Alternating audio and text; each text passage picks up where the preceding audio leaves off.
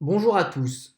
Aujourd'hui, dans cette vidéo, vous allez retrouver comment on calcule, on mesure un périmètre et une aire par comptage. Commençons par le périmètre. Pour rappel, le périmètre, c'est le contour d'une figure. Ici, nous allons calculer, mesurer le contour de ce carré. Pour mesurer un périmètre, on n'est pas obligé d'avoir des longueurs, par exemple en centimètres. On peut très bien choisir, comme ici, une unité de longueur et on va compter combien il y a d'unités de longueur pour faire le tour de ma figure. Allons-y ensemble, je vais transformer ma figure, je vais la faire devenir petit à petit rouge. Donc ici, j'ai une unité de longueur, 2, 3, 4, 5. Sur mon premier côté, j'ai 5 unités de longueur et je continue 6, 7, 8, 9, 10. Et je pense qu'on commence à avoir compris le principe. Ici, sur le côté du bas, on va en avoir encore 5, ce qui va nous faire 15. Et pour finir, encore 5 sur le côté droit. Et ça va nous en faire en tout 20. Ici, j'ai 20 unités de longueur. On peut dire que mon carré, il a un périmètre de 20 unités de longueur. D'accord? Donc ça, c'est pour le tour de la figure, le périmètre. Pour l'aire maintenant.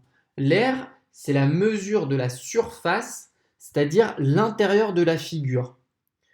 Comme pour le périmètre, on va pouvoir mesurer l'aire en unité d'aire. Ici, je peux choisir que mon unité d'aire, ce sera ce carré-là, ce petit carré, cette petite case, et je vais devoir compter le nombre de petites cases que j'ai dans mon carré.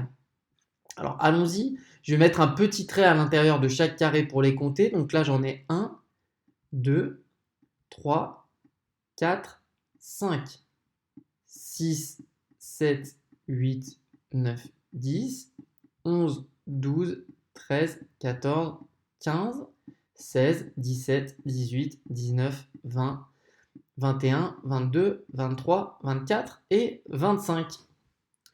J'ai donc 25 unités d'air à l'intérieur de ce carré. Je peux dire que du coup, mon carré, il a une aire de 25. 25 unités d'air.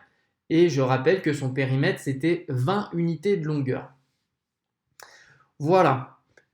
Ça ne semble peut-être pas difficile, mais attention, on peut, c'est possible de se faire piéger euh, assez facilement parce que on pourrait penser qu'il y a un lien fort entre le périmètre et l'aire, c'est-à-dire plus un est grand, plus l'autre est grand, mais ce n'est pas le cas. Observons ici un peu plus attentivement.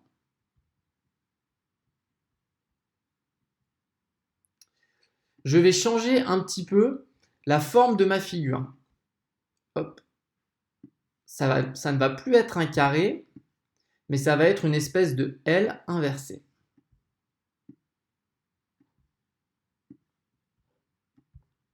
Comme vous voyez, je déplace les différents points qui formaient mon carré. Question, quel est le périmètre de cette figure? Eh bien, le périmètre, il n'a pas changé. Pourquoi? Parce que j'ai toujours autant de petits segments rouges qui composent son bord. On peut les compter si on veut.